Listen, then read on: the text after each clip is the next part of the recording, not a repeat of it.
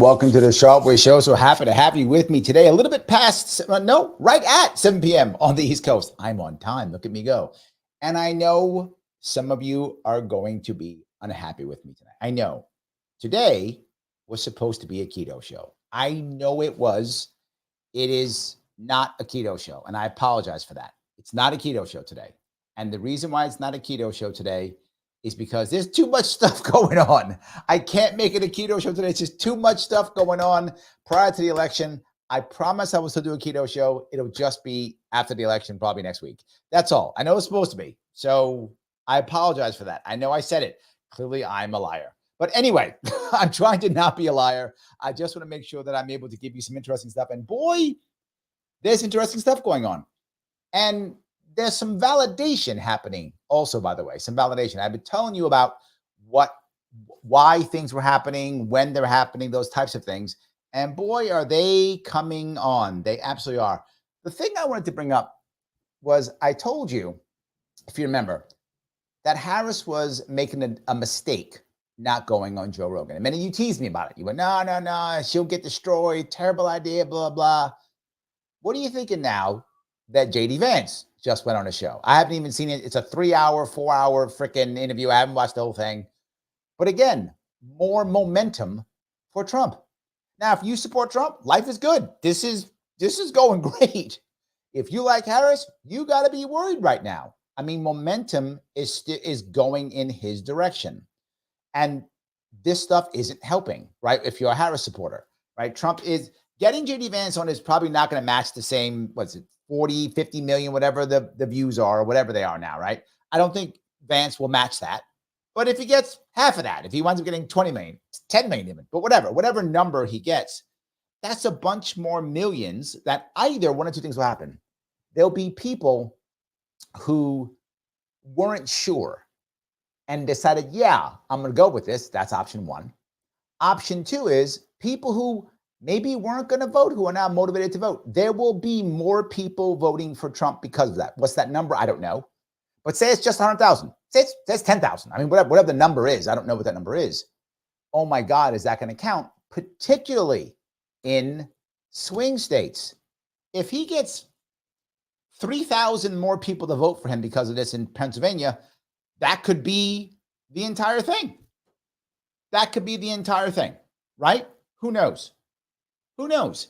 So I think the answer was that. And I want to make a point because The Hill did a piece on this today. And I want you to look at that. And I want to talk about that on how they picked up. Remember, this is a lefty and a righty together talking about the same issue. Same issue. By the way, you know you're going to like it. So do me a favor. Click the like button. Press the button known as like. Yes, do that now if you would, please. A bunch of the clicky clicks, please, if you would. Also, if you haven't shared it yet, share this either on Twitter or on Facebook. Please do so. You know, we'll super chat me if you want to get your chat right to the front. You can subscribe if you haven't already. Why wouldn't you subscribe? Either follow me on Facebook or Twitter and or subscribe on YouTube. All of those things are good and they're free. Just do them. Don't cost you nothing. It's all good. And I love membership. You want to be a member? Love that. Click that membership. Click join. $5 a month. I keep going. And eventually, coming up probably after the election, I will have some member-only content as a reward for those of you who decided to become a member. Either way, I do want to bring this up if I can, real fast. This part, I think let's go over it and we'll discuss it because this shows both sides talking about the same thing. Remember, this is The Hill, so lefty and a righty talking about the same thing. Kamala Harris has not accepted Joe Rogan's invite to come on his #1 podcast in the nation with over 17 million listeners. This week, he dished on how it all went down. Here he is. There we go. She had an opportunity to come here when she was in Texas, and I literally gave them an open invitation. I said, anytime. I said, if she's done at 10 o'clock, we'll come back here at 10 o'clock. I go, I'll do it at 9 in the morning. I'll do it at 10 p.m. I'll do it at midnight. She's up. She wants to, drink a Red Bull, party on. If I go somewhere, then there's going to be other. Now, that piece to me is crazy. I told you all. You thought I was joking. I said he wants her to come on. Not because necessarily the cash, right? He wants to be the influencer. I get it. Joe Rogan realizes he has influence. I understand. I'd like to have his influence. I wish I had Joe Rogan's influence, right? Of course. And he knows that. And he wants to be that, right? That piece that he tried, he said, out anytime. If Joe Rogan wants me on, he can tell me anytime and I will show up. Like it's literally the reverse. He would say, Larry, I need you here November 20th at 2 a.m. I'd be like, done. I will be there. Yes. Fine. I don't care what I'm doing. I'm going to cancel. I'm going to show up and go on a show if Joe, if you're listening, anytime. Anyway, I would just go. He's doing the opposite to her. He's like, anytime, noon, midnight, fine. Yes. And she didn't show when she was in Texas. She didn't show.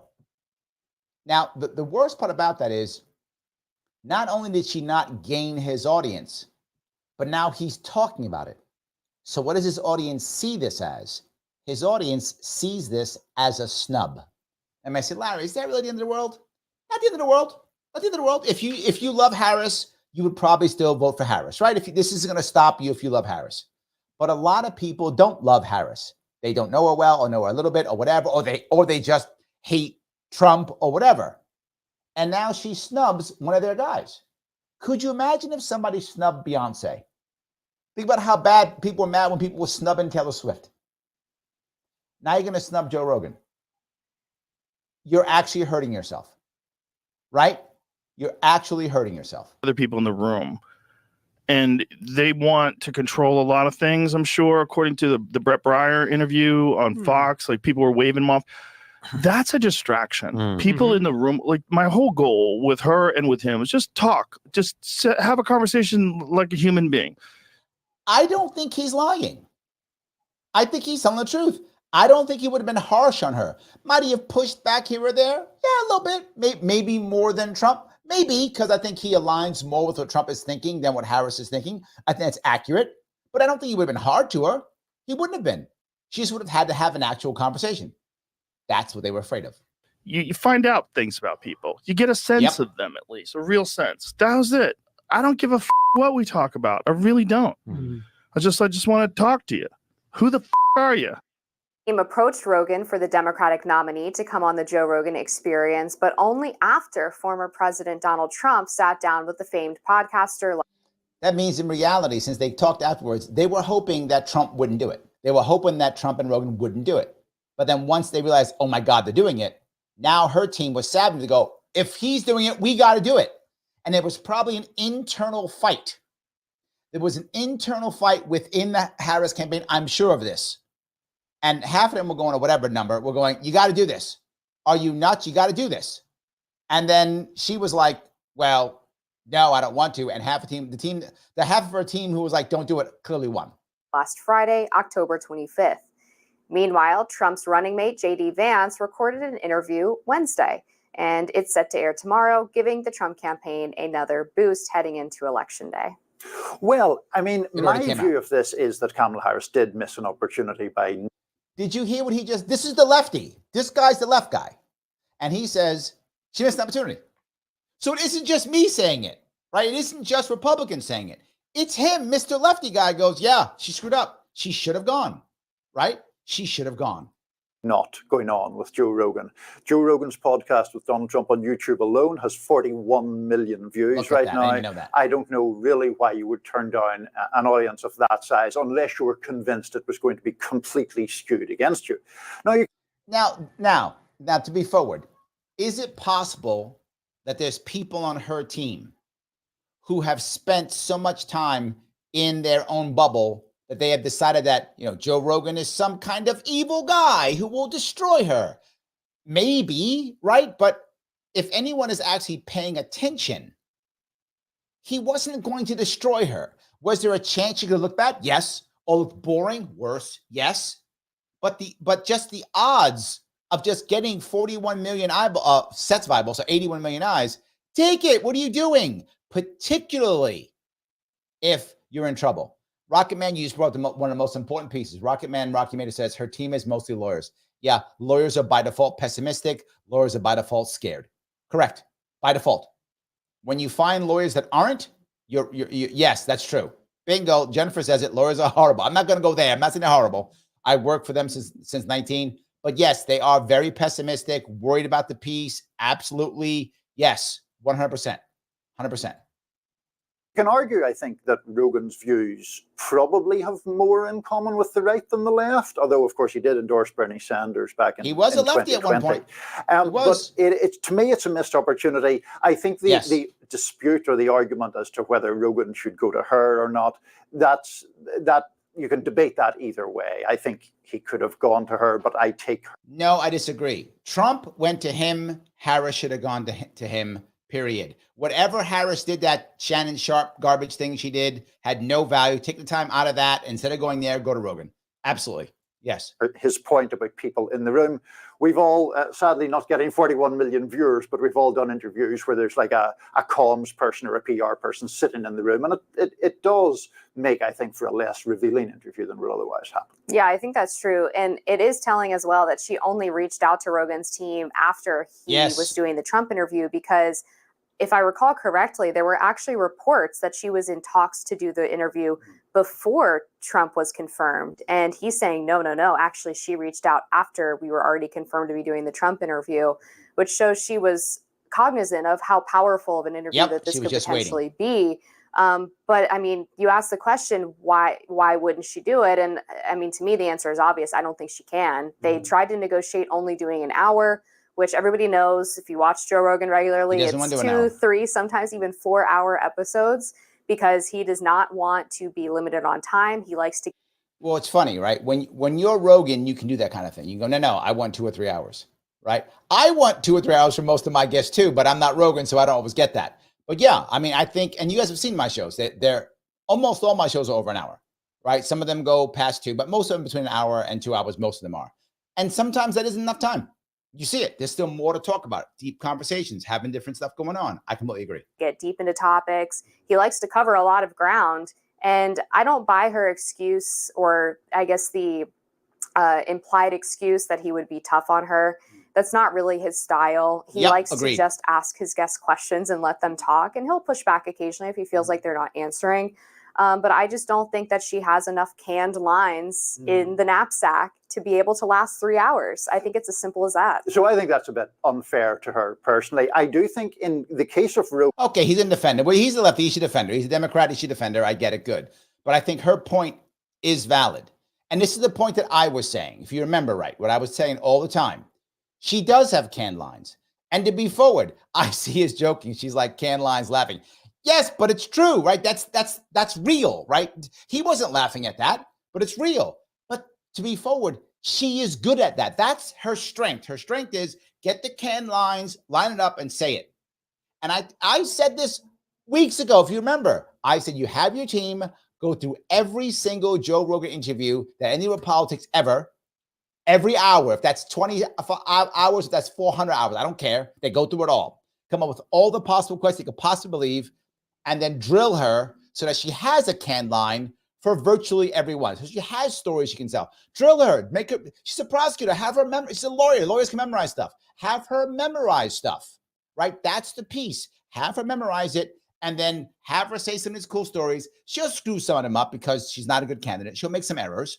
However, if you're on her team, you know this, and you go, good. As long as I get more positive sound bites than negative sound bites, if I got like 2 or 3 to 1, I still win. I could still win the interview. This was completely a lost opportunity. He is correct. He's absolutely correct. Yes, would have been hard for her. Yes. But worth it? Yes. Absolutely. If anything, I think the problem is he doesn't push back enough sometimes. Now, I know he doesn't want ultra confrontational interviews. He wants to have a conversation and all of that. I do think that he let Trump away with some stuff that he could have pressed more firmly back on. But in relation to Harris, I tend to think it's not that she can't do it. I don't. Look at his body language when they changed to because he doesn't like what he's saying. He knows it's right. His body language changed immediately. He was like, I think it's unfair, because he did feel bad when he heard it. Then he was, well, it's not this. I got to figure something out here because I don't want my person to look bad. I think it's that the campaign is risk averse. So that's true. I remember being on this show accurate. talking about Trump's interview with Rogan. And my point is, in a 3-hour conversation, people are not expecting you to be word perfect or to give every single answer, that there can be no, ambiguity, or you never mess up the phrasing. People are looking for a sense of you as a person. And that's why I think she should have done it. It seems to me that her campaign is reluctant because they are just too wary of how bad she is. I don't mean to be cruel when I say that, but we know it's true, right? We do know that that's accurate. She's not a good candidate and she struggles, right? She's not a good candidate and she struggles. It's true. But again, unless I've missed something, and perhaps I have, right? I'm not perfect, as wonderful as I am. I am not perfect. And maybe they have some inside info somehow that says she's winning. I don't know. I can't imagine that. But I mean, maybe. If not that, this is a mistake. The momentum is with Trump now, and people like winners. They want to vote for winners. And more importantly, Frank Luntz said this. And Frank Luntz is very open and honest, and he's actually scared. Scared about the whole country in general, not just about the election, but in general, he's scared. He believed, and he said this, remember, I brought this up. He said after the debate, he thought Trump had lost the election. It was so bad that he lost the election. He turned around. He goes, I was wrong. He said it. He goes, I was wrong. That's not true. He goes, I was wrong. He goes, it was a bad, debate, and he did lose the debate, but it wasn't as bad as I thought it was, and Harris has not capitalized on anything, which is what I said. I was like, Harris, you had the momentum. After that debate, Harris should have capitalized that momentum, thrown out Beyonce, and gone back into the basement. It's what I said. Go back in the basement. Only come out when you're prepped the same way you're prepped like that. She didn't do that. She got the fever. She thought she's awesome now. I'm gonna go out there and be awesome. And she got her ass kicked the basement in every interview she ever did, and hasn't learned a lesson since. I bet her team is all pissed off and now doesn't believe in it anymore. And that's why I didn't go on Rogan.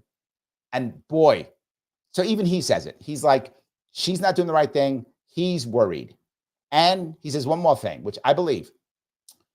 Luntz says that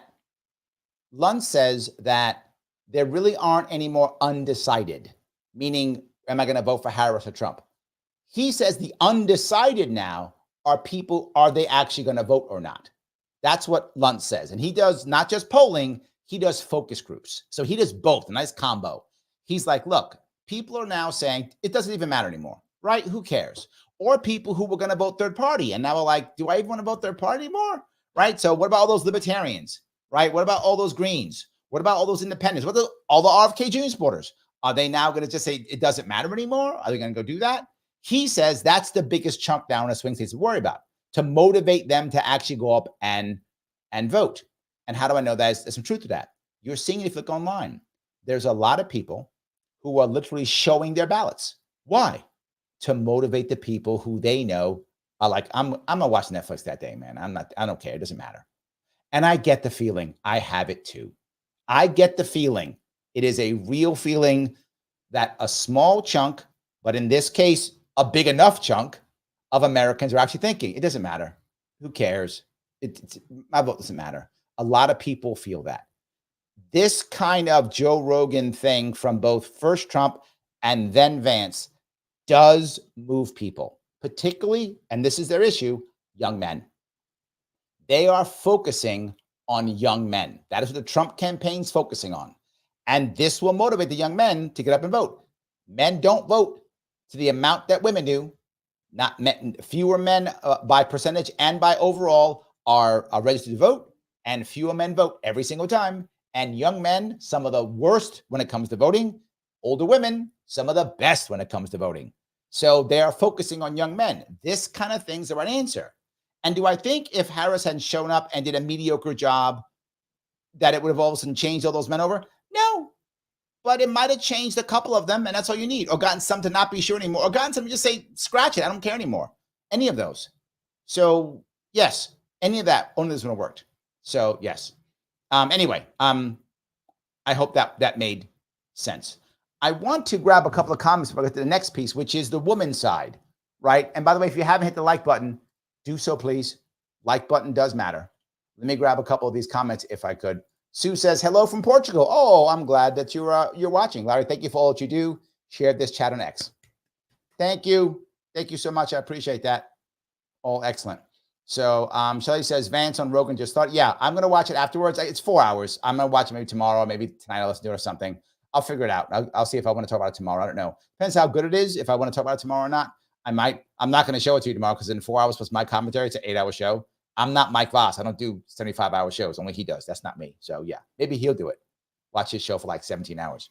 He'll start Sunday. He'll end by like Tuesday. He'll end by election day. He'll start Sunday. He'll end by election day. It'll be fine. You'll love it. You'll be watching. It's fine. It's good. Lady Liberty, thank you so much. I'm Liberty Lady. Sorry. Thank you for being a member. Hey, Sharpies, liked and shared on all socials. Plus, I'm a Sharpie for the month. Someone gifted me a sub. Oh, thank you. That's awesome. Ganjan88 says it's going to bite her. Yes, I think you are correct. Yes, I think it absolutely is going to bite her. 100%. Yes. DG Daniel says her campaign was looking for every possible way to avoid doing the show. They know. No, I think they made a mistake, man. Yeah. Mike Voss says, no, she was hoping Trump would look so bad she wouldn't eat it. Yes, that's correct. You're right. She was hoping that he wouldn't do it or he screwed it up somehow. But I don't see how Trump messes that up. It's a bro show, right? I don't see Trump. I mean, if her people, and look, it's possible, again, for those of you who've been on campaigns, sometimes people stay in the bubble so much that they can't see outside. So is it possible some people thought, oh, Trump will be an evil Trump guy and say terrible things? Possibly. But if any of them were like, no, you got to look outside your world and see how Trump does this stuff. Trump doesn't really mess this up hardly ever. This is something that the odds of Trump messing that up were slim. Could he have made some faux pas? Sure, he's human. But messing it up? I don't know. Jennifer says, no one knows who's winning this thing. It might be close, not at all. A lot of people I know are 100% sure. I think you're right, though. I think they're wrong. Not they're wrong. I think it's silly to be so sure. I'm with you, Jennifer. That's my view. I think the same thing. So, yes. Duke Effects says, I just finished watching the Rogan interview with JD Vance. Harris may have lost her presidency due to this mistake. I'm not prepared to go that far. What I would say is, if she loses it, this could have helped. That's what I will say. I'm not sure that there's many reasons why. I mean, she's a bad candidate, right? That's just true. She's a bad candidate. But yeah, I'm with you. Yes, I'm with you on that. I think she should have done this without question. Yes. DJD Daniel says they would have agreed to an hour and bailed for 30 minutes. She can't do an hour unscripted. Well, look, a lot of you guys are being up on a scripted thing. Here, Mike says you can't memorize a 3-hour mostly casual conversation. True. You're not wrong.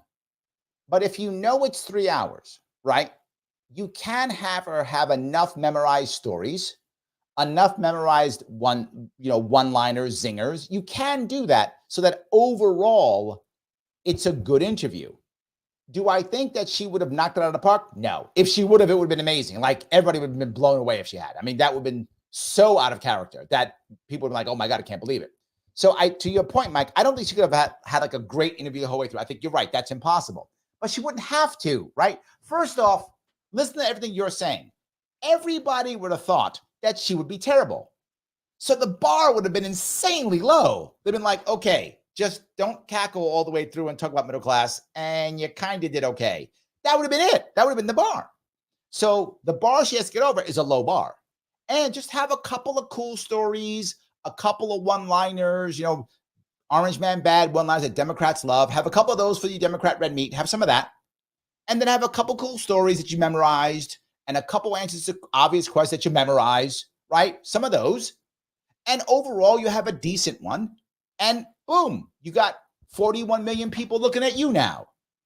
Because 41 million people would have watched that too. She had the same amount of views, if not more, of course. I'm not saying you're wrong, Mike. I'm saying she didn't have to. You were thinking that she would have had to do a 3-hour conversation. Nope. And then whatever zingers or good things she has, her people cut those up and put them over social media.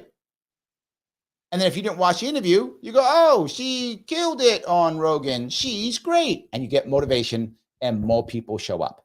So yes. Andrea, thank you for being a member. I hate when politicians just say the same talking points. Show us that you can think on your feet. It's one of the reasons why I do everything live, Andrea, for that exact reason. I agree with you completely. I wish they would. The sad part is she's not good at that, right? To Phil's point, she needs an ADA to feed her lines. Yes. Yes. Right? If you notice, I'm not taking a stance on whether she should or should not. I'm taking a stance on what you should do to win. And she is not. You're right, Phil. Now, again, if I'm on her team and I recognize that you're correct, I go, Phil, let's get her ADA. Let's get her somebody to feed her lines. Let's do it. Fine. That's the candidate that I got. Let's act accordingly. Phil, you the ADA today. Let's go. Let's do this. Set the lines. Let's make it happen. That's your right. So then why aren't you acting accordingly? My issue is, I think, Phil, this is my opinion. I don't know this. I think Harris doesn't want to accept that. I think Harris thinks because she did so well after that, because if you know, she changed after that debate. She thinks, oh, I'm great. I'm awesome. She doesn't want to hear it. She doesn't want to hear it. I bet a bunch of her team either got fired or they just gave up and like, I'm just getting my paycheck in November and I'm done. That's it. I'm going to go see what the Trump people are doing afterwards. Right? That's what's going to happen. I think that's what's happening because you are correct. Right? I think that's it. So, any case, I do want to, if I can, I do appreciate. Let me quickly grab a couple of super chats. Peace Logic, thank you for the $5. I thought JD Vance did an excellent job on Rogan. I was really impressed. It made me feel even better about the team. I'm going to cover some of that in a couple of seconds with that team. So yes, Rogan and Vance really dug into Harris. See, now she can't defend herself. Thank you for that, Peace Logic. I appreciate it, Peace. Thanks for $2. That's what happened. So now she can't defend herself. So a lot of people clearly watch his show, right? Literally tens of millions. Who knows how many were American and it can vote? At least 10 million were Americans who can vote, at least, if not 20 million, right? Obviously, a whole lot of people who can vote and are Americans watch that show, right? Who knows how many? Maybe 20 million? I don't know. Whatever the number is, right? But a lot. Tens of millions, either way. Those people only got one side of that story piece 2 times. 2 times. They got one side of the story 2 times versus one side of the story from him, one side of the story from her. That's a loss. Another guy said so. That's a loss. I know some of you thought I was nuts. She shouldn't go. She should have gone. There's nothing she has done in these last 2 days, 3 days, whatever. Nothing she's done in these last 3 days that would have been more important than doing Joe Rogan. Nothing.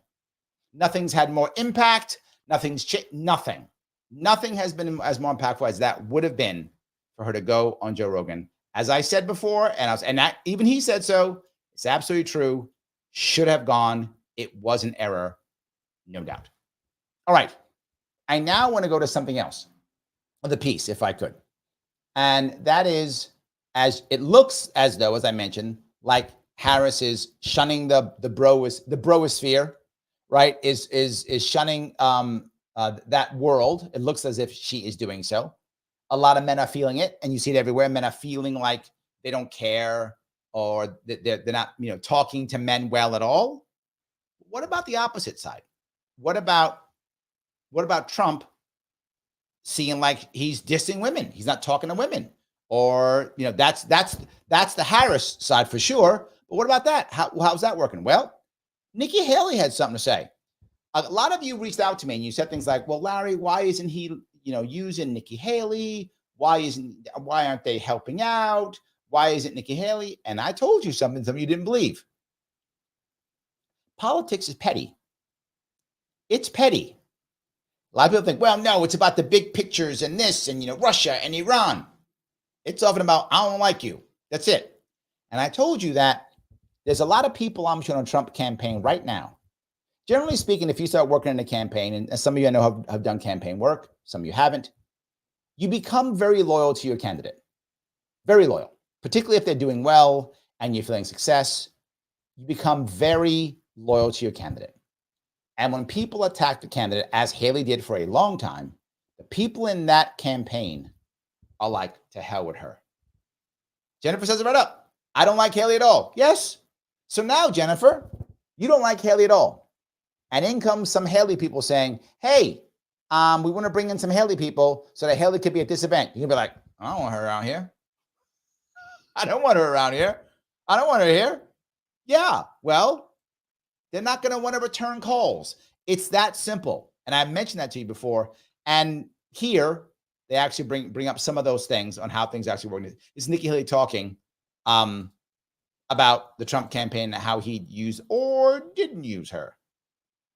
Former presidential candidate Nikki Haley joined Fox News' Bret Baier, where she said that Trump's campaign needed to end the bromance strategy they've got going on. Let's watch. The Associated Press says, as Democrats court Haley supporters, the former UN ambassador is still waiting to hear from Trump. Yeah, waiting to hear from Trump. Yes. For those of you who heard me say this before, I talk about this in the Libertarian Party all the time. People ask me, hey, Larry, should I run for this office, that office? One of the things I ask a series of questions before I give them my opinion. One of the questions I ask is, can you take a knife in the back from people who are supposed to be your friends and on your side? And then when they put that knife in your back, can you pull it out and go, think this is your property? And give it back to them. Can you do that? And they laugh. I go, don't laugh. You will get backstabbed. In a small party like the Libertarians, Green Party, same thing. You will get backstabbed by people who say, you're not Libertarian enough, you're not Green enough. I get the people who dump on me the most are Libertarians. Not even close. The most are Libertarians. Because I'm never Libertarian enough, or I don't virtue signal enough for them, or I'm on the wrong side of this issue or that issue. They dump on me the most. They dump on me all the time. And when that happens, people start getting upset because you backstab me. I tend to be very forgiving in that regard. I tend to be forgiving. So yes, but some of you aren't and others aren't too. Christine says Nikki Haley talked a lot of smack about Trump. There was no coming back from that. Yes, I think Christine, by the way, thank you for being a member, 100%. Yes, it's exactly true. Hard to come back from the stuff she said about Trump. Hard to come back from that, right? Very hard. And she would have to humble herself to do so. She doesn't want to. She actually doesn't want to bend the knee to Trump. A lot of people will. She does not want to at all. Yes. The Liberty Lady, thank you for being a member, says examples are going on in real time too with the backstabbing the LP. Yes, absolutely. 100%. Happens all the time. Mike Voss, Haley embarrassed herself during the primaries and after establishment right dropped her like a pet rock. Yes. Also true. Also true. Andrea says, I feel like Nikki Haley's become a neocon. Become? Kind of has been for a long time. Agreed. She's neocon. I think you're right. If Trump wins this election by a lot, I don't think he will. I still don't. I know Voss is mad at me. He thinks Trump's going to be like by 5,000 points, whatever. I don't think so, but I could be wrong. She'll just become a Democrat. She'll just leave, become a Democrat. Because Democrats will become the neocon party if that happens. So, yeah, she has been for a long time. So, Kinsuke, how are you? This whole election proved to me it's all pettiness, Shake Smith. Yes, absolutely. Alpha Rumble, Americua says, nice analysis. Piety voters are the most common backstabbers. Very true. Piety voters are people who are worried about just supporting the team regardless, or those who are worried about basically virtue signaling. They are absolutely the worst. You are correct. Thank you for that. When was the last time you talked to the former president? Last time I talked to him was back in June. June, 4 months ago. 4 months ago. Trump hasn't talked to her in 4 months. So are you surprised that you He doesn't know how to act. He's like, he was hoping you would say last week. Nope. haven't been deployed out to campaign, or have you volunteered to go out and campaign for him directly? I mean, they're very aware that we're on standby. They know that we would be there to help. I've helped with some fundraising letters and text messages and those types of things. So we've done that. But look, we're on the same team. It is their campaign's decision on what he needs. His campaign's decision. This is what I was telling you about. They don't like her or her people. They feel like she was terrible. They don't want to forgive. They don't think they need her enough, so they have dissed her. And the problem she has right now is, again, if Trump loses this election, right, if he loses on Tuesday, She's ready to go. She's a star. She's good. She only has to act like she cares about Trump. Because if he loses, she'll be like, see, I told you, I'm the savior. Neocons come back into the party. Remember, I told you this. If Trump loses, the party will crack. People like Nikki Haley, neocon, as you said, will be like, I lead the neocon section. Come on in. We'll take over the party. Now, will they? I don't know. But I guarantee you she will try. That I guarantee you. I'll bet anybody any amount of money. If Trump loses, she will try. I don't know if she'll be successful, but she will absolutely try to take over the party. She's the leader. She told you the whole time. It was always about her. Blah, blah. That's what will happen if Trump loses. If Trump wins, she could be homeless. So she has to be good enough to where she's not homeless. She will have to bend the knee to Trump to get something as a Republican, or her career is over. Or she goes off and starts writing books or something. I don't know, whatever that is. Or she becomes Democrat. One of those two. So yes, so she is concerned. And these last final days, it does not bother me at all. I think they need to do what they need to do to get across the finish line. I just think that they need to focus primarily on who it is they're talking to. You've got Americans who are absolutely going to vote for Trump. You've got Americans who are absolutely not going to vote for Trump. And then you've got a percentage in the middle who like Trump policies but don't like his style. That is what they need to focus on. So when you She's not wrong on those things, but I'm not sure that matters anymore. I think that was probably really true about a month or two ago. I think now it's much more who's going to show up because people are already voting, right? People are already voting. So yeah, Christine says she'll do what Liz Cheney did. That's yes, Christine, you're correct. Yes, thank you for that. She's also a neocon. They're both neocons. Yes, that's what she'll do. Andrea says, do you think she's doing this for if Trump loses? 100%. I just mentioned that. Yes, you read my mind, Andrea. That's why she's doing it. She is hoping in her. Now, she has to care enough to act like, I care. I'm a Republican. I care. She's doing that, which is nice. You should do that. If I was advising her, I'd be telling the same thing, right? Act like you care. If he loses, party's yours. If he wins, decide if you want to bend the knee or not. Make a decision then, or if you want to go you want to try to rebuild a neocon Democratic Party, whichever you think is going to work best. Either way, people know you. I mean, she's still popular enough that she could either, if Trump loses, try to take over the Republican Party, or if Trump wins, she could either bend the knee and do something for him, right? Become ambassador to something or whatever. She could do that. And I'm sure she'd be a fine ambassador someplace, whatever. She has enough experience, that kind of stuff. She can. Or she goes to the Democratic Party and goes, hey, are we all neocons now? Right? Me and Cheney and you guys, we're all neocons now, right? It could be that. So I think either way, yes.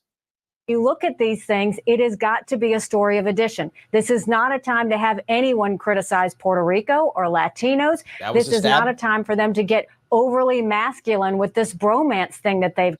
Now, why is she saying these things? Because this is what she's going to say. If Trump loses this, she will say, see, this is why I wouldn't have done that.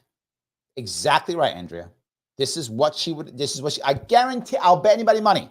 If Trump loses, she will say, see, I was right. It's this dumb bromance thing that I wouldn't have done. And then it's how he's saying X, Y, Z. I wouldn't have done that. This is what she's saying. Got going. 53% of the electorate are women. Right. Women will vote. They care about how they're being talked to. And Haley's advice didn't end there. Take a look. Yep, she had more to say. They need to go and tell Puerto Ricans how much, they do value them. They need to tell Latinos that, but they also need to look at how they're talking about women. I mean, this bromance and this masculinity stuff, I mean, it borders on edgy to the point that it's going to make women uncomfortable. You've got affiliated PACs that are doing commercials about calling Kamala the C word, or you had speakers at Madison Square Gardens, referring to her and her pimps. That is not the way to win women. That is not. She has a valid point, but I don't know if that's important now, if that makes any sense, right? I think if you go back a month, maybe, I think it's a valid point. You probably won't be doing that stuff. You shouldn't be doing it now anyway, but I don't know if it matters in a very practical way, right? I think the women who already don't like how Trump speaks enough to where it affects their vote, right? Whatever group of women are out there who are like, I just don't hate it. I just hate him. He's a misogynist. I'm not going to vote for him. I feel like those women are already like, I'm done. Like, he could change his language. They would still not vote for him. I feel like they've made that decision already. The question is, are they going to show up or not? Right? That's the issue. Now, here's where it could be backfiring. Were there women who were mad at him and just said, I don't care, I'm not going to show up? And will it motivate some of those women to show up? I don't know. I could get maybe, right? But I think the fear part motivates them more, right? But if your biggest issue is women's right to choose, and for a lot of women that's true, if that's your number one issue, Harris is doing a great job bringing you aboard, right? That's all she talks about. So if that's your number one issue, you're out. You're going to vote for Harris. Done deal. Doesn't matter what Trump does. So I'm not sure how this affects it now. This may have been true years ago, right? It may have been true years ago. I'm not sure that's true now. Jennifer says Tulsi's around. Yes, but I'll bring this up again. This was very difficult for the Trump team to master. If you remember what I was talking about, I'm doing a lot of told you so stuff, I guess, but I'm trying to show you how this was working, right? I told you that the issue was turning that whole ship around was very hard for the Trump team.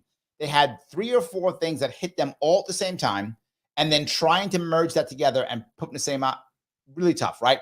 First, it's not Biden as Harris all of a sudden. Tough for the team to change their entire strategy, change their team, change their messaging. Difficult. Not impossible. They've done it, but it took time.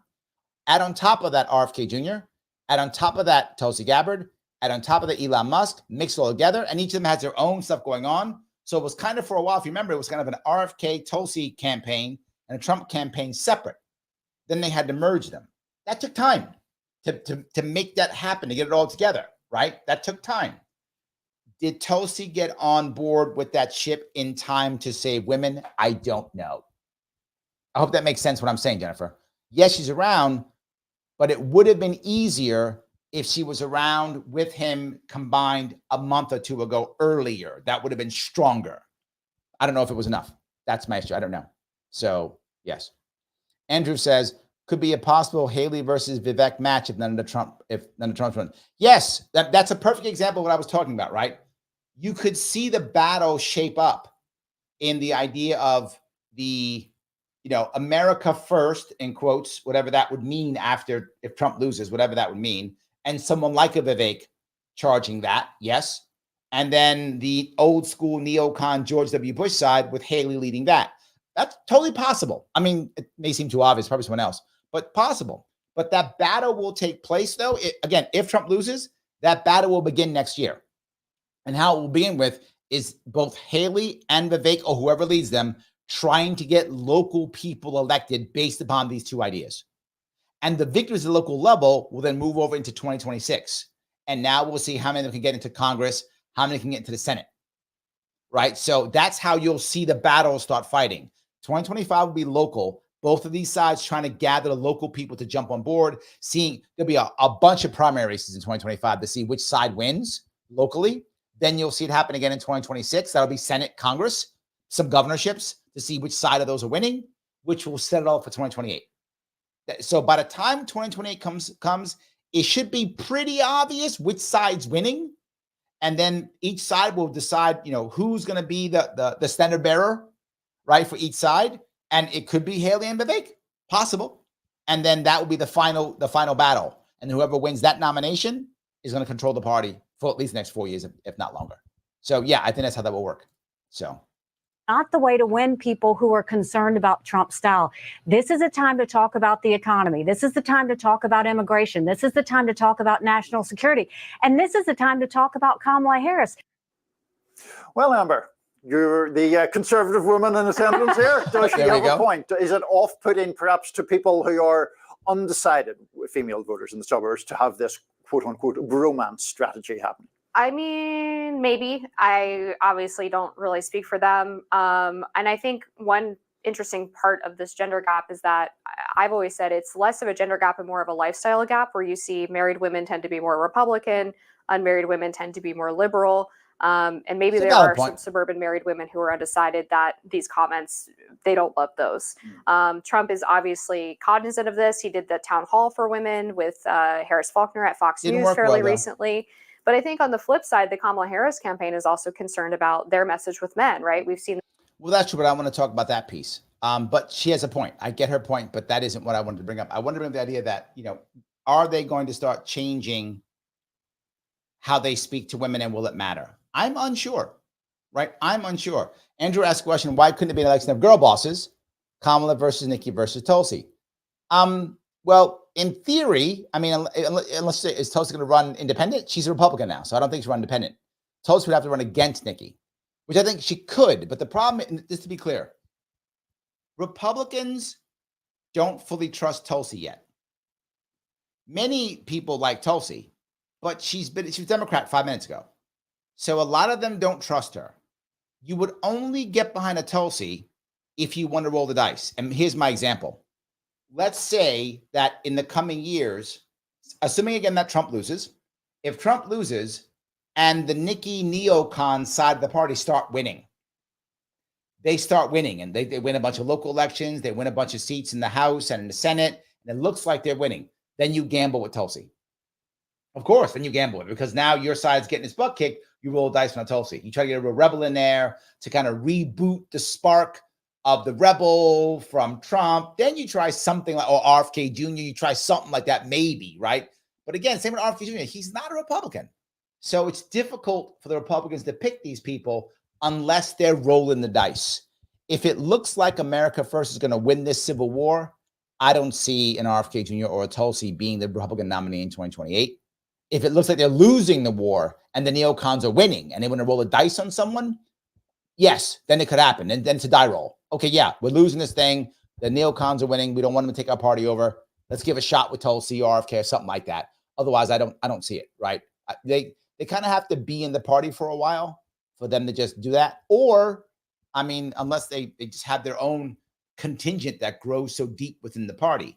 Is it possible that RFK like grows a massive medical freedom group within the party? Maybe. I mean, it could happen, but generally speaking, those groups don't grow that large. Think of the Tea Party, didn't grow that large, didn't become majority. Think of Liberty Caucus, did not become majority. It'd be challenging. I hope I answered your question. So, yeah. All right, grab a little bit more of this. Them trying to make distinct appeals to men in the past few weeks. And the question is, when you look at this polling from Quinnipiac University, you have Kamala Harris with an average of a 17 to 20 point gap with women in swing states. And then you have Trump with an average 20 to 25 point gap with male voters. So we know that female voters tend to be more reliable voters. They tend to have greater enthusiasm for going to the polls. So the ultimate question is, does Trump's slight edge with men over Kamala's edge with women give him enough of an advantage that the higher turnout for female voters isn't going to matter as much? Yeah, and I mean, I do think that the sheer scale of that schism you pointed out in the Quinnipiac polling is very, very striking. We are accustomed to female voters preferring Democrats and male voters preferring Republicans. But the issue of there being like a 20-point deficits either side is very unusual. Now, some of that may well be policy, some of that may be cultural. But I do wonder the way Trump tends to speak about women, calling Kamala Harris a low IQ individual, the fact of the Madison Square Garden rally having so much sort of what would even be the word, kind of crude machismo to it on some parts. I do suspect that has to be off-putting to some women. Yes, of course, there's the abortion issue that plays into this in a big way. Of course, there are other issues with men feeling perhaps a sense of grievance, rightly or wrongly, about society, a society that they perceive to be less welcoming of them or less hospitable to them. But I mean, it seems to me that Trump's tone has to be a part of this picture, no? And maybe they're banking on the fact that women who have a problem with his tone and his rhetoric are probably already not going to vote for him. Even if they say that they're undecided. Maybe that's part of the political calculation. I don't know. Again, I do think that's part of the calculation. I do. I think they're saying it's too late. Whatever women hate us, already hate us. We're just going to go for the men to the best of our ability. We're looking for turnout. That's what I think the campaign, the Trump campaign's doing. I think the Harris campaign is doing something similar. I think they're trying to focus on women, getting women out to vote. Everywhere I've heard what Harris has better than Trump. This is what Harris has better than Trump across the country. There may be areas that's different, but across the country, Harris has a better ground game. That's true. And again, your area may be different. I'm talking overall. More supporters, more money, more door knockers, more people on the ground. She does have more of them. That's true. She has more resources than Trump does. That's accurate. Now, is that going to equal more getting out of the vote? I'm not sure, because just because you have a lot of bodies doesn't mean people are going to do what you say, right? But I do think that she has more of those things and has an advantage over Trump in that regard. If she puts her people in the right spot, some of you may know she's been walking away from North Carolina. Why? Because she thinks she's going to lose it. And the reality of it is, whoever wins Pennsylvania wins this thing. That's it. If I'm Harris, I'm throwing all my stuff in like 3 states. I'm throwing everything I have into Wisconsin, Michigan, and Pennsylvania. And the rest, whatevs. Whatevs for the rest. Because if she wins those 3, she wins. If she does. If Harris wins those 3 states, if she wins Michigan, Wisconsin, and Pennsylvania, she wins the election. So, look, you got to look at where you're going to put your resources, right? I'm a Marine. I know where to put the forces. I'm deploying every talented person I have, every dollar I can into 3 states. 3 states. Michigan, Wisconsin, and Pennsylvania. Nothing else. If I am the Green Party, I'm throwing everything I have into Michigan. Everything, every person, every dollar, everything into Michigan. Everything. Me and my VP are moving to Michigan, and we're living in Michigan for the next 4 days. We're not even leaving. Get hotels. We're not leaving. That's what I'm doing if I'm the Green Party. No doubt. If I'm Trump, I'm focusing hard, which he is, on Pennsylvania. He's got to win Pennsylvania. If he loses Pennsylvania, he loses the election. And he's probably going to win. He's probably going to win Georgia. He's probably going to win North Carolina. He's probably going to win Arizona. You have teams there working. Let them keep working. Let them do their job. Throw every dollar you have into Pennsylvania. That's it. I wouldn't try to get Michigan and Wisconsin if I was him. I'd be supporting this. This is what I'd be doing. Again, I'm telling you what I'd be doing. I'd be supporting Stein in Michigan if I was Trump. I literally said, if I got some extra cash I was going to put in Michigan, give it to Stein. I'm not even joking. That's not what you need. How much you need? Oh, that, boom. If I'm Trump, again, people don't do what I say. If I'm Trump, I get Stein on Rogan. Yes. I don't put Vance on Logan. I put Stein on Rogan. You put Jill Stein on Rogan, she'll take Michigan. Think about that. You put Jill Stein on Rogan, she takes Michigan. If I am the Trump campaign, I'm using my ability to put Jill Stein on Rogan this weekend. That's what I'd be doing. I'm not even. You guys think I'm crazy, but I'm not. I actually know how this shit works. I'll go one step further. What I would have done, the craziest thing, I told you some of you guys before, months ago, I'd have pulled Trump off the ballot in California, and just left RFK Jr. on it. Off of New York, left RFK Jr. on it. Well, he wouldn't be on, so I can't do it in New York. But whatever, I would have jumped off some of these states. Why? Imagine if you're in California, RFK Jr. versus Harris. Harris barely won her race against a Republican when she was AG. Barely won it. RFK Jr. would have taken California. She wouldn't get it. She can't win an election. If Harris doesn't win California, she cannot win the election. So you leave RFK Jr. on the ballot. You pull Trump off the ballot in California. So now it's RFK Jr. versus Harris. RFK wins that battle. You win the election. You weren't going to win California anyway. I know you guys think I'm crazy. It would have been the right answer. That was my plan. I spoke about this months ago. That's how the system works. Now, Republicans in California would have jumped out of their skin because the Republican GOP wants to raise money. You're not raising money, but I don't care. I'm the Trump campaign. I don't care about you. I don't care about you. Sorry. Nope. I'm coming off. Go ahead. Yes. And if the California GOP says they're going to put some money on, I say you better put RFK Jr. on that. Otherwise, when I'm president, you guys get nothing. I would have literally just pulled that card out. Wouldn't have thought twice. But that's how you're going to think if you want to win a presidential election. But anyway, I'm yapping away as I usually do. Let me grab a couple more of these comments. Kim, I think Vivek would take charge of the party if Trump loses. Haley will jump ship. She might. I think it depends on how. Here's what I don't know. I don't know how much money is behind the neocons in case Trump loses. I don't know. If it's not much money, I think you're right. if there's a ton, she'll stay. She'll stay. She'll stay and she'll try to go over because neocons do love her, right? Neocons love her. And if they think she could take over, they will jump on that in a heartbeat. Absolutely. John, thank you for the $5, my friend. I appreciate every bit. Thank you so much. So I do think they would jump on board. Absolutely. So, yeah. All righty. Jennifer says, I like Tulsi and RFK, though, as a Trump voter in the last 2 elections. I think a lot of people feel that way. I don't think you're against that. Rio Pato, hope I said that right. Rio Pato, 2009. Vance for 2028. Vance is setting himself up well, which is why a lot of people are thinking about, this idea of, well, Tulsi will come in, RFK Jr. will come in, Vivek will come in. You can't count out Vance. And here's the reason why. Vance is no dummy. He's a smart guy. He also isn't lazy. So he's a smart guy who's not lazy. That's dangerous. That means people will get behind him. They'll want him to be the next, the heir apparent, and they'll start boxing out everybody else. They will. They'll start boxing out Vivek. They'll start boxing out RFK Jr. They'll start boxing out Tulsi and making Vance the guy. He'll do things. I'm not Tulsi, sorry. Harris was lazy. I don't mean to be mean, but she was. She didn't do much, right? She didn't do much. She's like, oh, okay, I'm the VP. Life's good. All right. I don't see Vance doing that. I think Vance will be doing things, right? So he'll be seen as being that type of person, right? I think he'll be doing things.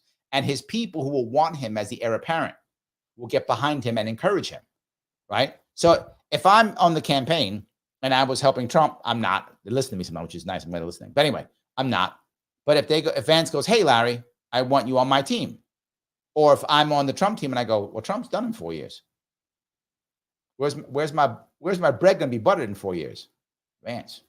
Okay. I'm going to be all behind Vance. How do I get him set up here? How do I get him to do this? Let's get him doing that. Let's get him doing this. Let's get him set up. Yeah, I want to be on his team when he wins 2028. I'm going to be going out of my way to get him set up. Out of my way. And someone like him will get it. So yes. Rick, thank you for being a member, my friend. RFK is a Republican as Trump. Republicans an identity that's in flux. Kind of, but you got to remember, there's a lot of people.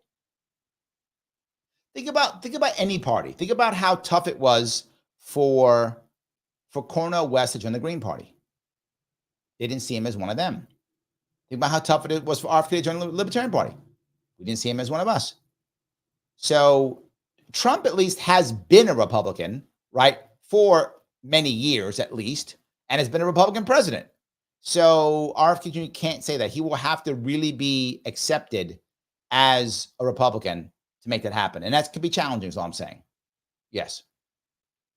Kinsley says, do you think RFK Jr. would have done better with his campaign if Tulsi was his VP? I don't think so. And the reason is the hardest part that RFK Jr. dealt with was the system that was against him. And the system was also against her too.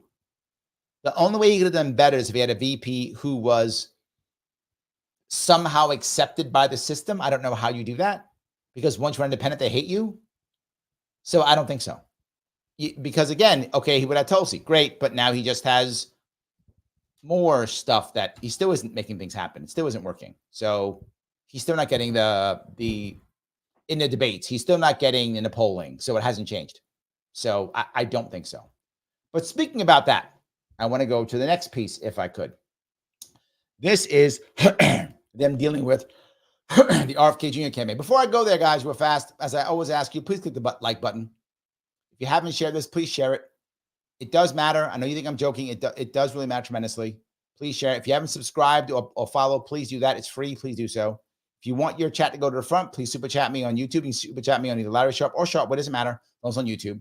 Become a member. Please become a member. That join button, $5 per month. I'm a YouTube member, right? I will be doing membership only content coming up here soon. And I always try to get my members' comments first whenever I can. As they zip by, I try to do that. But no matter what, click the button known as like. All right. Let me grab this next piece. This one is from Counterpoints, right? Which is the breaking points, but with the second team, I guess. Is what it is, the second team. I did this kind of Hail Mary attempt to the Supreme Court to try to get off the ballots in Michigan and Wisconsin. And because of the timing of him dropping out and endorsing former President Trump, That meant that in some states, he can't get his name off the ballot. You have to be pretty clueless at this point to not know that RFK has dropped out. Now, that part is true. But I said in the past that I think he could easily get 1 million votes. Easily could get 1 million votes. He could still get 1 million votes. It could easily happen. And will that matter? Generally speaking, in Michigan and Wisconsin, I don't think so. Here is why I don't think it's going to matter. I don't think it's going to matter because we already have the data in this. More than 50%, over 50% of voters who were supporting RFK Jr. are already planning and will vote for Trump. We know this already, over 50%. So for every 100, at least 55, if not 60, are going to vote for Trump. We know this. So the remaining piece, who they're going to vote for. Some of them have checked out. That's it. If I can't get RFK, I get nobody. Some checked out, whatever that percentage is, say 5%, whatever that number is, right? Another chunk are going to go, all right, I don't care. I love Bobby. I'm voting Trump anyway. And they won't vote Trump anyway. For whatever's left over, the more options they have is good, right? For Trump. The more options they have that aren't Harris is good. So they might go, to hell with it, Jill Stein. I know people who supported RFK Jr. who are voting Jill Stein. To hell with, if I can't get that, I'll take her instead, right? That's happening too. People vote Chase Oliver. I can't get that, I'll vote Chase Oliver, right? Of course. So I don't think it's the end of the world in these swing states. I think this is very doable. The majority of the people who were supporting RFK Jr., the majority of them are voting Trump anyway. So Trump gets the majority. If the minority of that vote is broken up, advantage still Trump. Does that make sense? Like the advantage is still Trump's either way. So I don't think it's going to hurt. Could it help less? Maybe, but I don't think it's going to hurt. So how much do you think that this could affect Michigan and Wisconsin? Because I can see it a couple of different ways, and I'm curious what the campaign thinks if you've heard from them on this. On the one hand, I think RFK Jr. will get a decent number of votes, like in the thousands, maybe even the tens of thousands in these states. But then the question is, what would those people have done if his name was not on the ballot? Yes. They might have just written in weed, or they might have voted Ryan Graham. They might have voted Ryan Graham. They might have voted for another third party, or just left it blank. Mm-hmm. So people kind of automatically think, oh, well, he endorsed Trump, and they have voted for RFK Jr. on their ballots. Mm-hmm. That means if he wasn't there, they would have automatically voted for Trump. And I think that's a leap that you can't make. But I'm curious. I agree. I think he's right. You can't just make that leap. I think the data is, and we've done polling on this already, and we do know, again, over half of the people who were voting for RFK Jr. are voting for Trump. Over half. We know this already. That's going to happen. So the rest of the candidates split the rest, whatever that is. Will some go to Harris? Sure. Some percentage will, but it won't be more than Trump, right? Whatever that percentage is, say it's 25%. I'm making that number up, right? It's not 55%. Either way, Trump will get more out of this either way. How obviously they care because they went to the Supreme Court. So how big of a handicap is this for Trump in Michigan and Wisconsin? I mean, I think it's an open question, right? As you said, they clearly care because they tried to get his name removed. They did. But I remember months ago when Kennedy first got into the race, there was real debate over who he would hurt more. Donald Trump's campaign at one point had internal data that he would hurt them more. And so I think that's important. And now think about that. Donald Trump's team had data internally that said he would hurt them more. So the Democrats knew that RFK Jr. would hurt Trump more. And they still put $1 billion aside to destroy him. Why? That doesn't make any sense. Why would you do that? Why would you take $1 billion out to destroy someone who's going to hurt Trump more? Why? Because he is a traitor and he must be destroyed. That's why. Because you can't have Democrats leaving and becoming independents. You cannot. Because then others will. Others will. He must be an example to the masses. We must destroy him. I wish I was joking. I'm not. You just heard it. She checked it out. She was with both campaigns. She knows. This is a reporter who's covered everything. I knew this too. I told you all this back in the day. He takes more from Trump than he takes from Harris. But the Republicans didn't fight him. They let him alone. Who fought him? Democrats. Why? It makes no sense. He's taking more from Trump. It's good that he's running, right? No, he's a traitor. He is part of the Rebel Alliance and a traitor. Yes, he's a traitor. He must be destroyed. So he must be an example for all the rest. If you leave, you go nowhere. We are the empire, and that's all there is. And that's really how they think.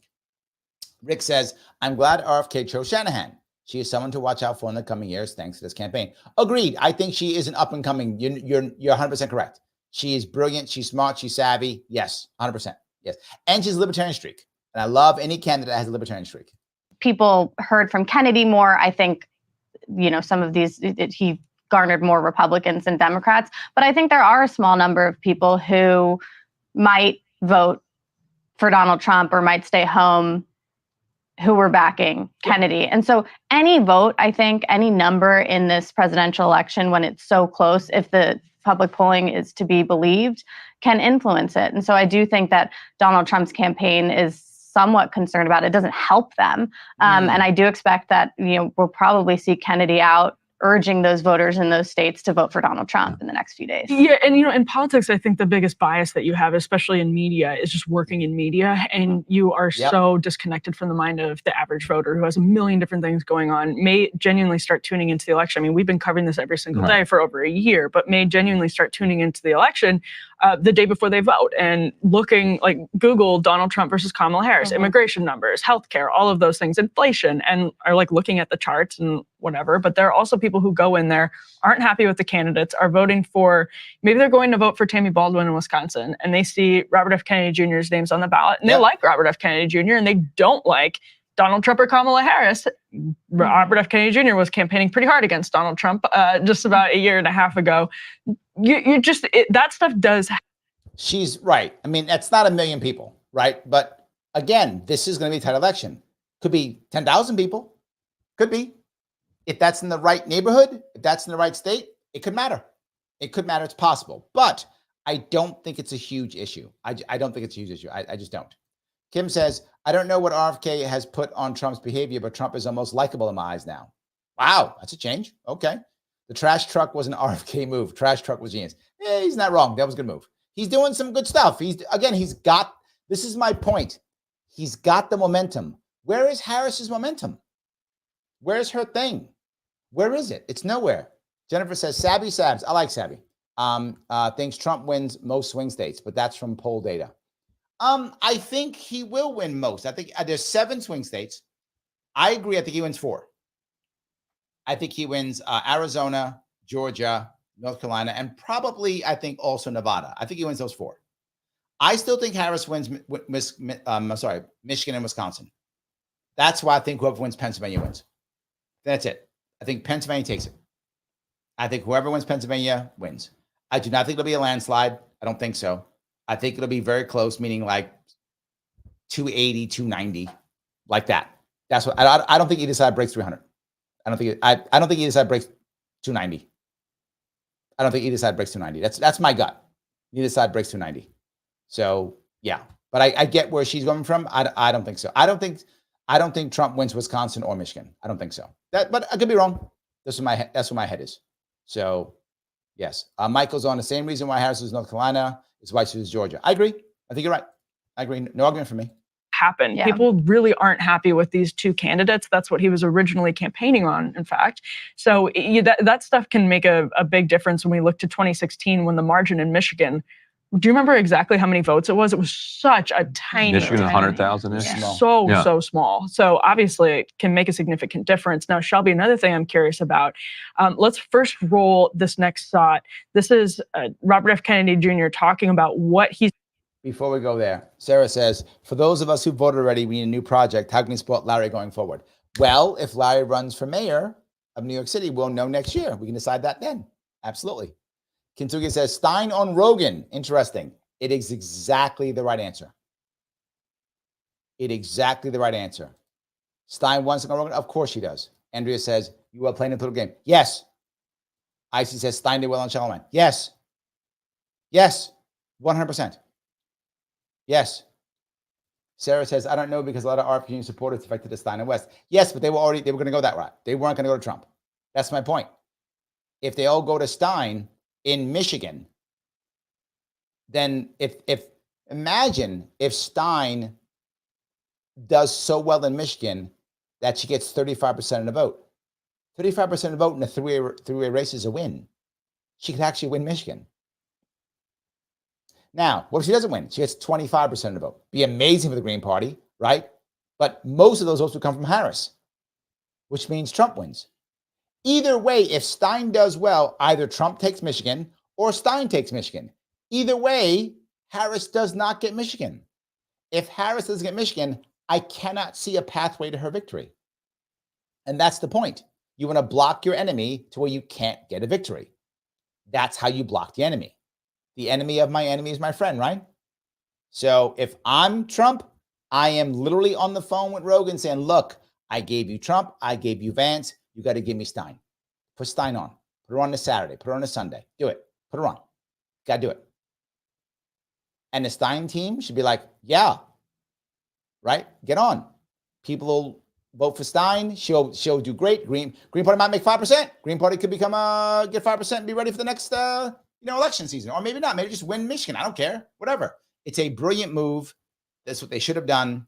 But as usual, they don't listen to what I tell them, even though I am correct. So yes. All righty. Kim says, Larry, that's what I like about you. Why weren't you advising RFK? They didn't want me on the team. That's the reason. They didn't. Most of the people didn't see the value.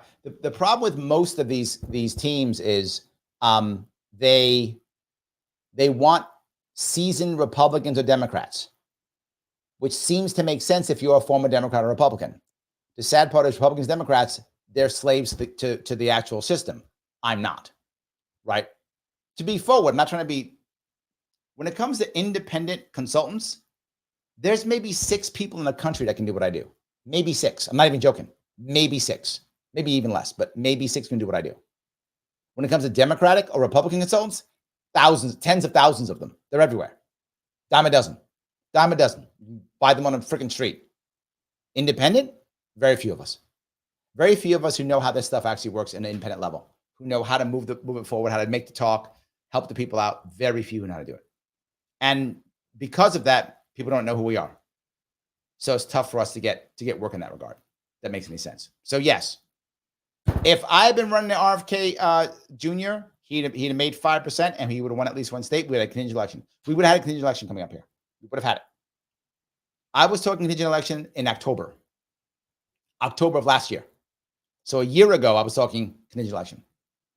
If I was running that campaign, we would have run for a contingent election. We would have had a contingent election, and he would have had a shot at the presidency in January. That's what I would have done. But that's no longer a thing. So yes. Rio Pato says no one even knows Stein's running. If she did Rogan, they would. Right? That's my point. If she did Rogan, they would know. Right? So, yeah. It's been promised in a Trump administration. The key that I think that President Trump has promised me is control of the public health agencies, which are HHS and its sub-agencies, CDC, FDA, NIH, and a few others, and then also the USDA, which is key to making America healthy, because we've got to get off of seed oils. Shelby, this is something I actually asked. Okay, a couple of things here. Number one, the reason why he can't say a specific name, because that'd be against the law. You can't do quid pro quo. And the second reason why you can't say anything is because it depends on who wins the Senate. If the Republicans dominate and win the Senate, if they do, then he can easily get confirmed, right? To be some secretary of something. If Democrats hold the Senate, he ain't getting confirmed. He is not getting confirmed. So Mad Nomad says, seriously, Larry, you get behind Vance versus RFK Jr. in 2020? I didn't say that. I said if I was a consultant for him. That's what I said. Dude, wake up. What's wrong with you? Yes. No, I'm talking in the idea of how the people in the system work, how they think. And the point is, what you would do if you were in that system is you would use Vance to box out others, right? Because he's the VP. So if I wanted to move my career forward, if I'm a permanent Washington guy and I want to move my career forward and make sure that I'm not just whatever deputy chief of staff of Vance or whatever title I hold, and make sure I move forward and become secretary of X or Y or chief of staff of the White House, whatever. I get behind Vance as the VP, make him look good, do great things, so that when he becomes the big thing, I move along with him. That's what I was saying. So would you just pop on all of a sudden? Yes, that's what I was talking about. So yes. Rick goes on to say, in today's Republican Party, Reagan's a rhino. You're not wrong. You're not wrong. Yes. So Shelley says, I'm actually surprised by the whole election team method and wonder why Harris didn't opt for this. It seems effective. I think, right, that they weren't ready. That Harris actually wasn't ready for this. Sadly, she should have been. I feel like, and this is my feeling, this I don't know, but people have told me this too, that Harris doesn't have a lot of charisma, so she doesn't have a lot of loyal people around her. And without that, there aren't people doing what I was saying. If I was a Vance loyal guy, I'd be trying to push my guy forward, right? That's what I'd be doing, right? That's what I'd be pushing my guy forward so that my guy can move forward and be great and do cool things and we can all move together. That's what I'd be doing. I'd be loyal. I'd be on his team, of course. And I think you see the Vance team doing that. I think Harris has had a lot of turnover and a lot of people aren't very loyal to her. So they weren't doing these things. I think that's it. So I think that's why. If that makes any sense. So Senator Eric Schmidt, who's a very good friend of JD Vance, on Undercurrents recently, what it's been like to marry the RFK Jr. camp to the MAGA camp, bringing Maha and MAGA together. What's Maha? Remember, I was talking about this. I was talking about how hard this is moving this around. And she is going to, again, she knows a little bit about the campaign. And MAGA together. What's Maha? Make America healthy again. Oh, okay. So how are these two very disparate groups? I mean, when I went to the Rescue the Republic rally to report on it a few weeks ago, I literally saw barefoot hippies and MAGA evangelicals together, like backslapping and having fun. But internally, on the campaign side, how's everybody getting along in both of these like pretty different units? Remember, I told you how tough it is to move this around. She is going to validate what I said right now. Versus coming together. I know that there are people on Donald Trump's campaign who are huge fans of Kennedy, and to the point where I've heard, he just talked about positions that Donald Trump has promised him. Whether or not he would get confirmed is an open question, right? You have Merck and Collins on the Help Committee. They're not going to vote to get Kennedy into any confirmable position. See? But I've heard that Trump's campaign believes that it is worth the fight. And so if he were to win, I wouldn't be surprised if there is a fight and a debate over Kennedy being in a confirmable position. But see what I was talking about? It's challenging to make this happen. Will he be in a confirmable position? Will the Democrats or Republicans win the Senate? It's challenging. Bringing these people in is a challenging thing. But what's also notable is the Maha thing, as you noted. Donald Trump really never mentioned that before Kennedy got on board. Yes. But they really embraced Kennedy's sort of obsession with public health and with, the obesity crisis and with childhood chronic illnesses. And that's what the campaign has added in the last few months upon bringing Kennedy on board. And they're really letting Kennedy sort of run that aspect of their campaign, from my understanding. That's really. And that was a hard part, right? Bring them in, how that works. It is very challenging to do. And I do think they've turned the ship around. I do think they have. I think they have absolutely, turned it around. So Kentucky said, that's not petty, that's vengeful. Well, he's a traitor. Yes, he's a traitor. So they got to get him. What are the options they have? Right? Absolutely. Matt Nomad says, by the way, I'm a woman, ex-Democrat, now independent, voted Unity Party. Look at you go. Awesome. I like people who go independent. That's awesome. I love that. Yes. Chrissy says, I think Illinois would turn to a red state. I do not. Illinois has been losing population forever, and it's a lot of people who are red. So it's the same thing as New York. I don't see that at all. Yes. IC says, Stein gets some RFK and much of the Muslim vote. Yes. Absolutely. Yes, I completely agree. 100%.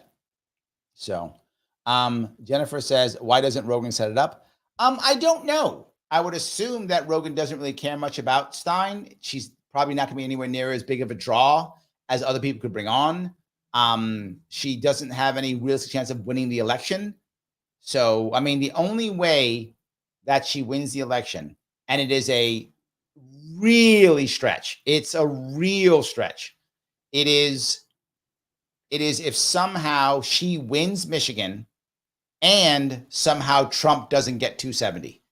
I don't know how that happens. I don't know how, but that would be the only way that she has a chance of winning. And then she doesn't mean she's going to win, but then she'd have a chance because the election, she's number 3. I don't know how that works, but I got to tell you, it wouldn't matter if Trump didn't get 270 and didn't get 26 states. Again, I don't know how that works. Trump might still win it anyway, but the exception here is she at least would be in the running, and it'd be amazing for the Green Party. So it would still be helpful, but I don't know how she does it. I don't think there's value for him in that regard. Otherwise, why wouldn't he? I'm sure she'd go on. I'm just saying if I'm the Republicans, I call in my favor right now. Right? I call it in right now. I go, look, do me a favor. We did this. We gave you these guys. Both came to you. Harris wouldn't do it. You owe me. Put her on. Put her on. That's what I'd be doing right now. So that was my point. So anyway. All righty. Let's see here. Ganjan88 says, Larry, you think similar to me, the regular meatheads aren't even thinking strategically. Yes, I get it. Yeah. Yep. Mad Nomad. Thanks, Larry. Nomad. Sorry, M. Misunderstood. No worries. All good. All good. Well, we are totally fine. All good. Ganjan says, Vance is sketchy. That's funny. Mike says, Harris team is only loyal while they get a check and elections undecided. They will be gone 1 hour after election when results say Trump. Sadly, I think you are correct. Sadly for them, I think you are correct. IC says 92% of Harris staffers left. Are you exaggerating, IC, or is that real data? If that's a real data point, could you do me a favor if that's a real data point and let me know where you got the data? I don't know the number. People have been telling me that. A lot of people have been telling me how she's had horrible turnover, but I haven't found any story or anything to find out what that number is or how that is. Now, if you just exaggerate, no worries, tell me that you're teasing and joking, but if it's real, I'd love to hear where you got that. So yeah. Anyway. All right. Let's see. Thomas says there's a slim chance Virginia can flip red. Not if you've seen what's happened in Virginia, I'm not sure. Northern Virginia now dominates Virginia like it used to not do in the past. Now it really does. And it's all because people are flocking to DC to grift. I'm not joking when I say that. That's the reason why. As America becomes more of a, hold on. Neil Ferguson said this recently. He said, Neil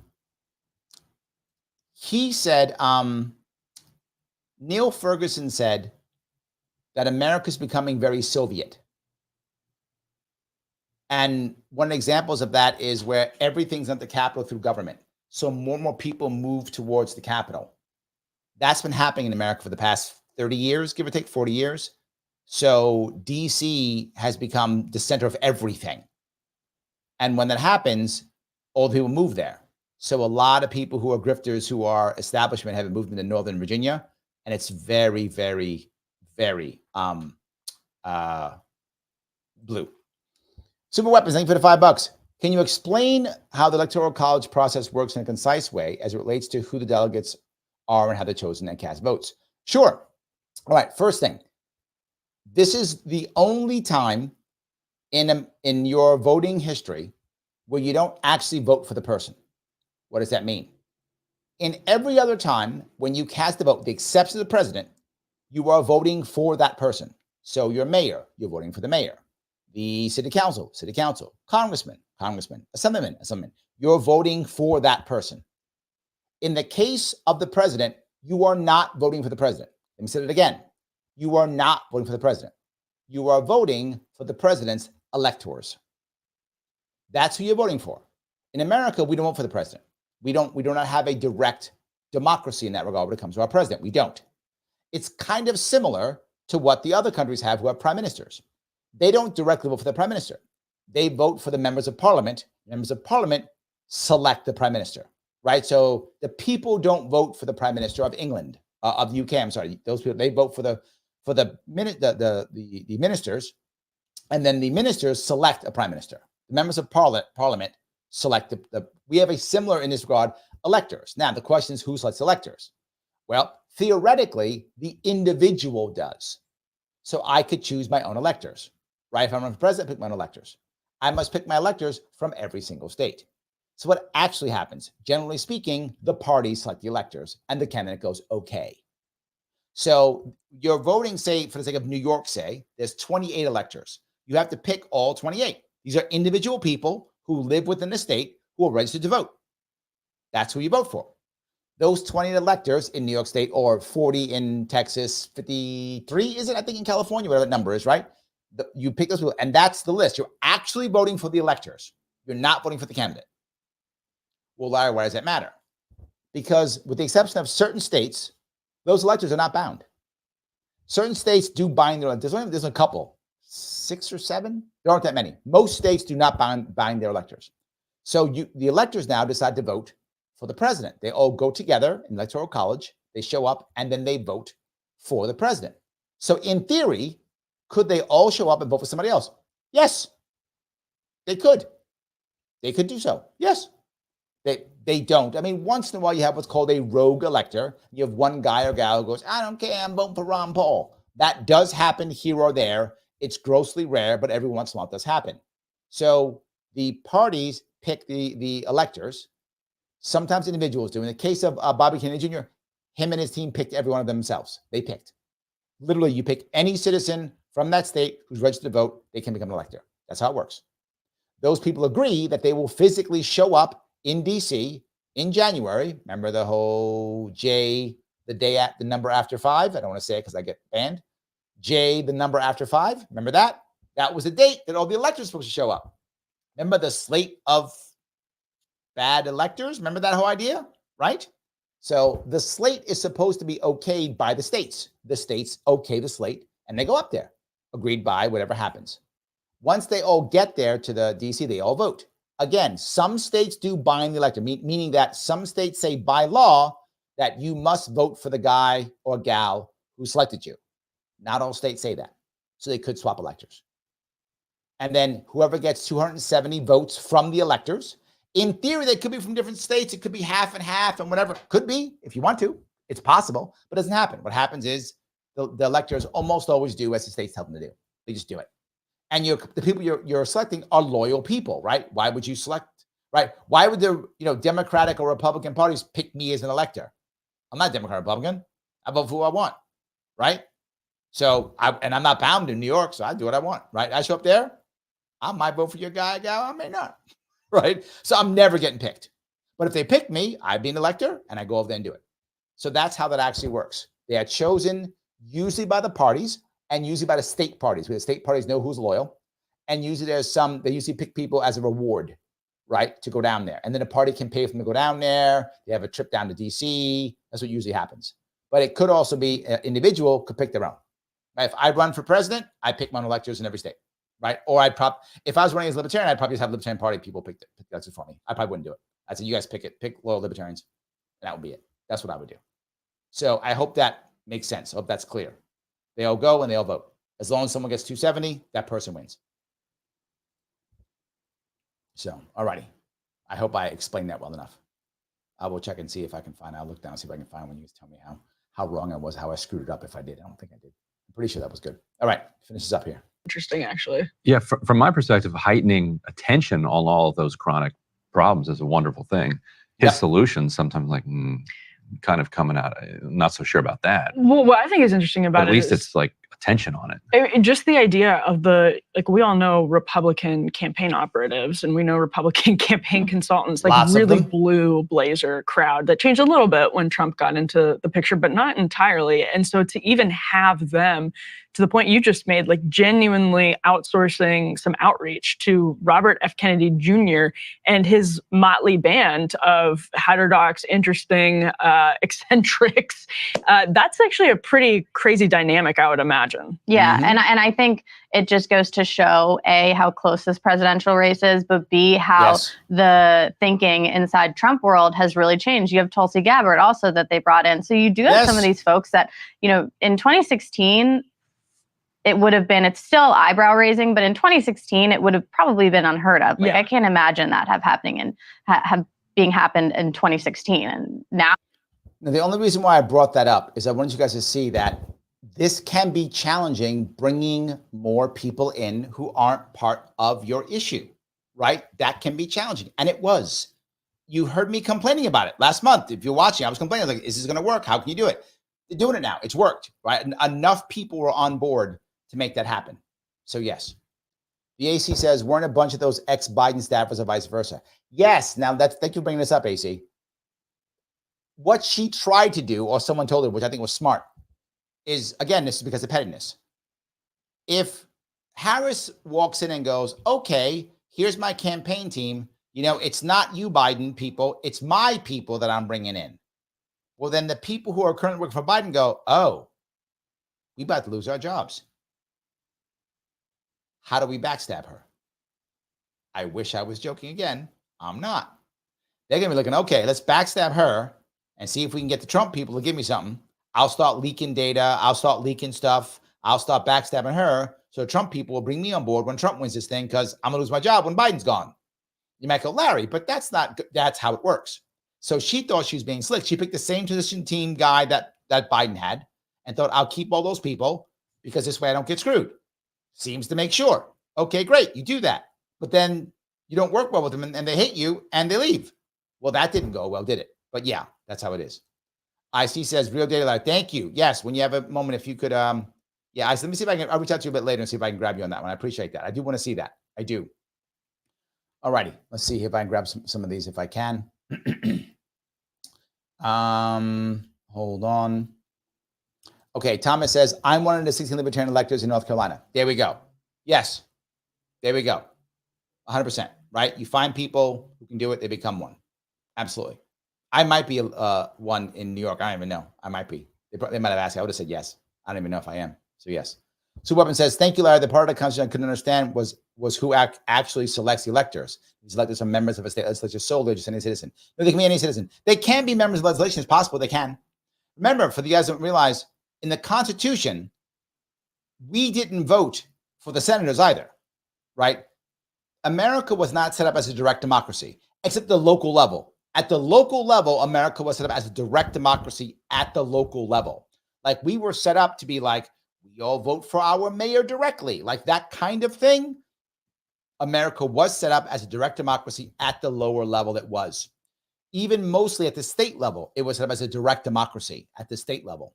At the federal level, it was not set up that way. It was not set up that way at all. The senators were picked by state assemblies. That's how it is in the state assemblies pick the senator. They just go, you're a senator. We don't vote for them. We vote for our assembly. Our assembly selects the senator. We vote for electors. They go up and they pick a president. So our country was not set up as a direct democracy at the federal level, only at the local level. People say we're not a democracy. We are at the local level, not at the federal level. And we become more of a democracy at the state level, but we're still not. But we more, because now at least we vote directly for senators, at least. So a bit more of a democracy, a little bit, but not really. We're really not that. But the local level, and also the idea of I guess ballot initiatives also makes us more of a direct democracy at the local level. Again, local level, we're much more of a direct democracy than we are at the federal level. We're really not at all. So yeah, that's how that works. And some people get mad, but well, we're a democracy. We are, again, local level. We kind of are, just not at the national level at all. So yeah, I hope that was clear. I think I'm done with that piece. Guys, I'm going to ask one more time if I could. Click the button known as like. I know I bug you. It does matter. If you haven't shared on Facebook, please do so. Subscribe. If you haven't subscribed to my YouTube page, subscribe. Either one, Facebook, either Larry Sharpe or Sharpe Way, either one, I don't mind. Thank you for all the super chats. I love all of them. Become a member. Right after, about a week after the election, I'm going to have a member-only show. Might have maybe one a month or so, something like that. Some little reward. You guys can chat. And what will happen in that show is it'll be very few people, obviously, because it'll only be members. And we'll be more intimate, obviously. And I'll probably let you guys come on physically if you want to. Just kind of come on. I'll send you the link. You can come on physically and chat if you want to make that happen also. A little bit better for the members. And you'll also have more control of what we're talking about. Right? The members show will be more. You have more control of what we're talking about. Now, I do already ask you what you want. I try to give you stuff. I just can't give it to you right before election. I still will do a keto show. And I've been talking about it. I still will do a keto show. I will still do a Star Trek show. I will still do a contextual language show. I got them written out when I want to do them. I will do all three of them. You asked, I will. The member only stuff will be a reward for extra things you might want. That's why I'll use that. So yes. Andrea says, I think all politicians should have to take a constitution test every term. That's not bad. Thomas says, in North Carolina, sitting legislators or elected officials can't be electors. Oh, is that right? That, if I remember right, that's not a federal law. It must be a state law. I don't think that's a federal law. I'm trying to think. I don't think that's a federal law. I think that's state by state. So there we go. I didn't know that. Good to know. So in that case, you cannot be one. There we go. I don't remember that. I don't think that's federal. I could be off on that. Anyway, guys, I want to say thank you so much for today. I appreciate all the time you gave me. I hope it was an interesting show, talking about some more inside baseball, understanding how things work, how the system actually works here or there. I will be on tomorrow. I might be, I'm doing an AMA tomorrow. So any questions you have, open AMA tomorrow. I'll be doing that. I may talk about the Vance thing. I don't know if I will. And it may not be worth it. I haven't watched it. I'll see. But I will try to see if that will work. But no matter what, AMA, Saturday, I'll be doing a charity. I will be doing a charity on Saturday. So I will not be able to do this at all. I will see you all very soon.